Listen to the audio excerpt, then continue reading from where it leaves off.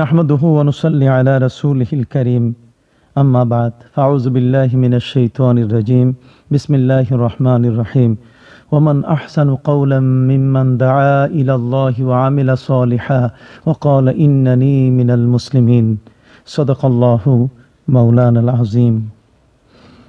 আল্লাহ সুবহানাহু ওয়া তাআলা এই বিশ্বজগৎকে নানাভাবে তিনি সাজিয়েছেন। জগতের সৌন্দর্য অধিক পরিমাণে তিনি বৃদ্ধি করেছেন মানব জাতির মাধ্যমে। পবিত্র কোরআনে হাকিম আল্লাহ সুবহানাহু ওয়া তাআলা বলেছেন, ইয়া আইয়ুহান নাসু ইন্না খালাকনাকুম মিন যাকারিন ওয়া উনসা ওয়া জাআলনাকুম শুউবান ওয়া কাবাইলা লিতাআরাফু ইন্না আকরামাকুম ইনদাল্লাহি আতকাকুম। আল্লাহ সুবহানাহু ওয়া তাআলা ইরশাদ করছেন বিশ্বের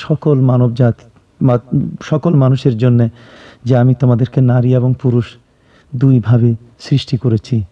তোমরা মানব বটে, তার মধ্যে তোমাদের একের জন্যে অপরকে জীবনের শান্তির সহযোগিতা করার জন্যে মূলত সৃষ্টি করা হয়েছে। এই জগতে পুরুষের পাশাপাশি নারীরা অবস্থান করছেন। হযরতে আদম আলাইহিস সালাম যখন জান্নাতে, তখন তারই একটি পাঁজরের হাড় থেকে হযরতে মা হাওয়া আলাইহিস সালামকে সৃষ্টি করা হয়েছিল। এবং পবিত্র কোরআনে হাকিমে তা বলা হয়েছে, ওয়া মিন আয়াতিহি আন খালাকা লাকুম মিন আনফুসিকুম আজওয়াজান লিতাসকুনু ইলাইহা ওয়া জাআলা বাইনাকুম মাওয়াদ্দাতান ওয়া রাহমা। আল্লাহ বলছেন, তোমাদের মধ্য থেকেই আমি তোমাদের স্ত্রীদের তৈরি করেছি, যাতে করে ওই স্ত্রীরা তোমাদের জীবনের প্রশান্তি দান করতে পারে, তোমাদের সুখ দিতে পারে। অতএব এই বিশ্বজগতে নারীরা যারা পুরুষের পাশাপাশি অবস্থান করছেন, তাদের জন্য আল্লাহ সুবহানাহু ওয়া তাআলা আদর্শ নারী হবার জন্যে পবিত্র কোরআনে হাকিমের মধ্যে সূরা নিসা, সূরা আহজাব এবং সূরা নূর বিশেষভাবে নাজিল করেছেন। রাসূল করিম সাল্লাল্লাহু আলাইহি ওয়াসাল্লাম তিনি নিজেই ইরশাদ করেছেন, আল্লিমু নিসাআকুম সূরাতান নিসা ওয়া সূরাতাল আহজাব ওয়া সূরাতাল নূর। রাসূল বলছেন যে তোমরা তোমাদের মেয়েদেরকে সূরা নিসা, সূরা আহজাব, সূরা নূর পড়াও। এটা যদি তারা পড়ে, তারা নিশ্চয়ই তারা আদর্শ মহিলা হিসেবে নিজকে প্রতিষ্ঠিত করতে পারবে। আমরা দেখেছি নবী করিম সাল্লাল্লাহু আলাইহি ওয়াসাল্লামের সংস্পর্শে পুরুষের পাশাপাশি নারীরাও অগ্রসর হয়ে এগিয়ে এসছেন। হযরতে মা আয়েশা রাদিয়াল্লাহু আনহা হলেন সেই মহিলাদের মধ্যে একজন অন্যতম। তিনি নবী করিম সাল্লাল্লাহু আলাইহি ওয়াসাল্লামকে তার গোটা জীবনের প্রতিটি মুহূর্তে অনুসরণ করেছেন। নবী করিম সাল্লাল্লাহু আলাইহি ওয়াসাল্লামের ইবাদতের সহযোগিতার পাশাপাশি এমনকি যুদ্ধের ময়দানেও তিনি তাকে সহযোগিতা করেছেন। নারীরা শুধু আমাদের সমাজে রান্নাবান্নারই কাজ করবে, তারা শুধু স্বামীর সেবিকা হিসাবে তার পাশেই অঙ্কশায়িনী হিসাবে অবস্থান করবে, তা কিন্তু নয়।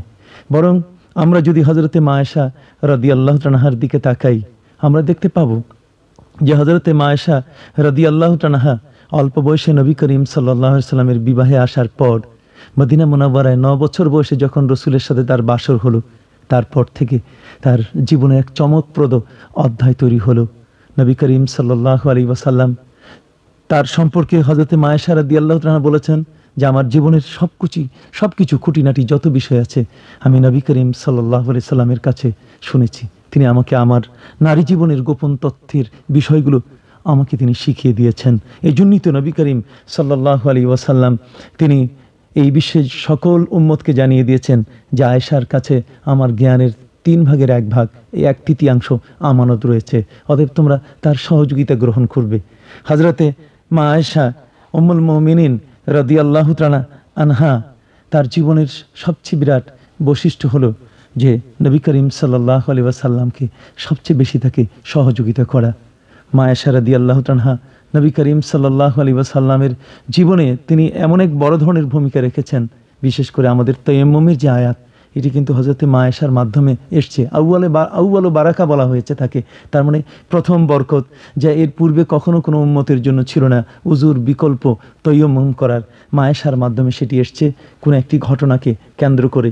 ফজরের নামাজের আগে সূর্য উদিত হচ্ছে, অথচ মা আয়েশার হারখানা খুঁজে পাওয়া যাচ্ছিল না। এই মুহূর্তে সাহাবায়ে কেরাম মারাত্মক ধরনের চিন্তামগ্ন হয়ে পড়লেন যে আসলে আমরা ফজরের নামাজ পড়তে পারবো কিনা। ইতোমধ্যেই আয়াত নাজিল হলো যে আওলা মাস্তুমুন নিসা ফালাম তাজিদু মাআন ফাতায়াম্মামু সাইদান তাইয়্যিবা, যদি তোমরা পানি না পাও তাহলে তোমরা সেই মাটি দিয়ে তায়াম্মুম করো। স্বামীর আদর্শ হিসাবে মা আয়েশা রাদিয়াল্লাহু তাআলার কাছে সকল বিষয়টি নবী করিম সাল্লাল্লাহু আলাইহি ওয়াসাল্লামের ফুটে উঠেছে। কাজেই মহিলাদের উত্তম আদর্শ হযরতে মা আয়েশা জীবনের কোনো ক্ষেত্রে, ব্যক্তিগত জীবনে, পারিবারিক জীবনে এবং সৈনিক জীবনে প্রতিটি ক্ষেত্রে মা আয়েশা সঙ্গিনী হয়ে রাসূল করিম সাল্লাল্লাহু আলাইহি ওয়াসাল্লামকে সহযোগিতা করেছেন। কাজেই নারীদের উচিত মা আয়েশার জীবনীকে অধ্যয়ন করা, সেই বিষয়গুলো পড়া। আল্লাহ আমাদের সবাইকে তৌফিক দান করুন। ওয়া আখিরু দাওয়ানা আলহামদুলিল্লাহি রাব্বিল আলামিন। আসসালামু আলাইকুম ওয়া রাহমাতুল্লাহি ওয়া বারাকাতুহু।